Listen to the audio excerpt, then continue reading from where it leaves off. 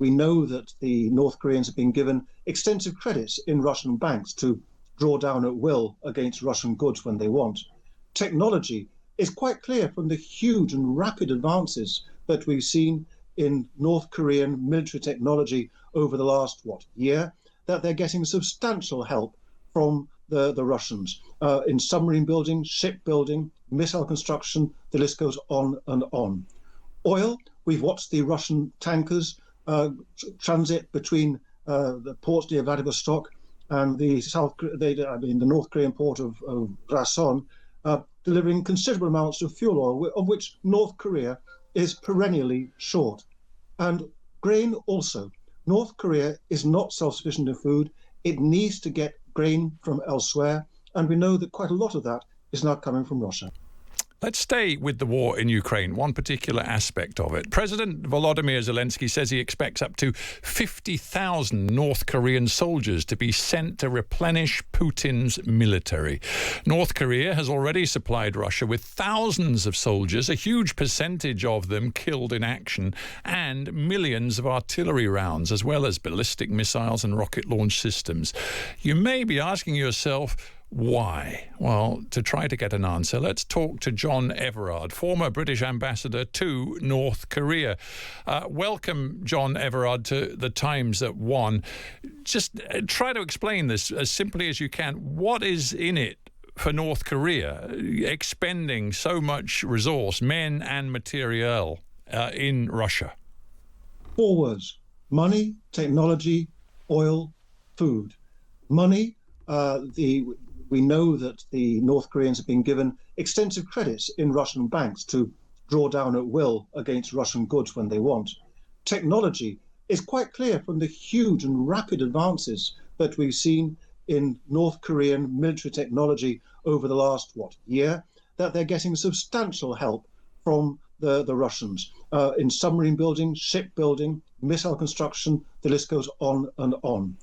Oil, we've watched the Russian tankers transit between the ports near Vladivostok and the North Korean port of Rason, delivering considerable amounts of fuel oil, of which North Korea is perennially short. And grain also. North Korea is not self-sufficient in food. It needs to get grain from elsewhere. And we know that quite a lot of that is now coming from Russia.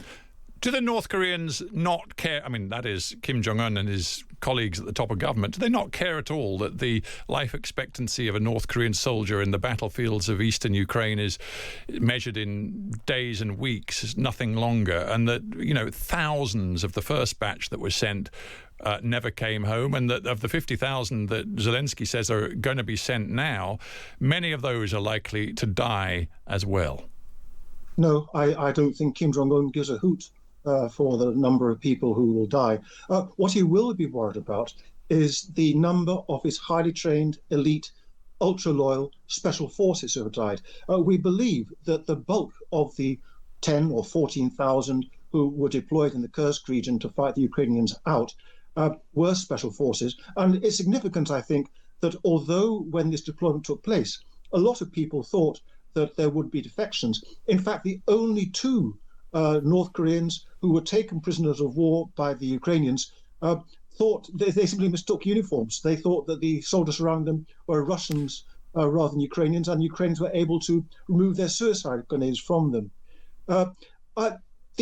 Sending 50,000 troops, if it is 50,000, last month Zelensky said 30,000, and the Japanese media earlier have said 20,000. So the number's in some doubt. But sending any kind of deployment of that magnitude presents huge problems of loyalty apart from anything else. It's impossible that all these troops are still ultra-loyal special forces. North Korea simply doesn't have that many, which means you're sending ordinary troops. And if these troops go to the front line, there's a serious risk that some at least will simply sling their weapons over their back, smile broadly, and walk with their hands up towards the Ukrainian positions, not to South Korea. There's another disturbing element to this too, which I quickly want your response to, and that is reports that thousands of North Korean workers, particularly women, are being shipped into Russia to work in factories under what amounts to slavery conditions, working up to 16, 18 hours a day, being paid as little as $5 a day for really hard work, and being completely controlled, so that essentially all they do is attend the factory to work, go to sleep in a dormitory, not allowed to do anything else. Again, it just strikes me that North Korea is sending its people to utter misery. I suppose we shouldn't be surprised, but somehow I still am. Well, yes, I suppose, having dealt with North Korea for so long, I kind of get numb to this. But the leadership simply doesn't care. I mean, human misery is not something that keeps Kim Jong Un awake at night. What he's looking for is ways of generating hard currency from wherever source he can get it, and sending workers abroad, particularly into the sparsely populated Russian Far East, which is short of labour, is a big cash earner. If I may interrupt, is this something China signs off on? Because ultimately, of course, China is the most important ally of North Korea. Are they signing off on all of this help being given to Russia? They are a lot less worried, I think, than you might imagine. If China were really worried about the new burgeoning relationship between North Korea and Russia, it would have stopped it. I mean, China has it in its power to simply bring North Korea to a halt if it wants to. And the Chinese have complained and they've sulked diplomatically, and they don't like the relationship, but they're not actually that worried about it. But if I can come back to the first point I made, $5 a day to a North Korean is a huge amount of money. A friend of mine in North Korea, who was effectively a gangmaster for these people, told me that as soon as you announced a vacancy in Russia, the queue of applicants went round the block. $5 a day, where do I sign? Yeah. And a final quick one. Does geopolitics mean that if North Korea is now so closely supportive and allied to Russia and Putin, that South Korea is going to be more inclined to support Ukraine? Because Zelensky is desperate for new air defenses, and South Korea is a country that could possibly be a provider of missile defense systems. A lot of people would love to know the answer to that question. I suspect that there are some quite intense conversations going on in Seoul right now.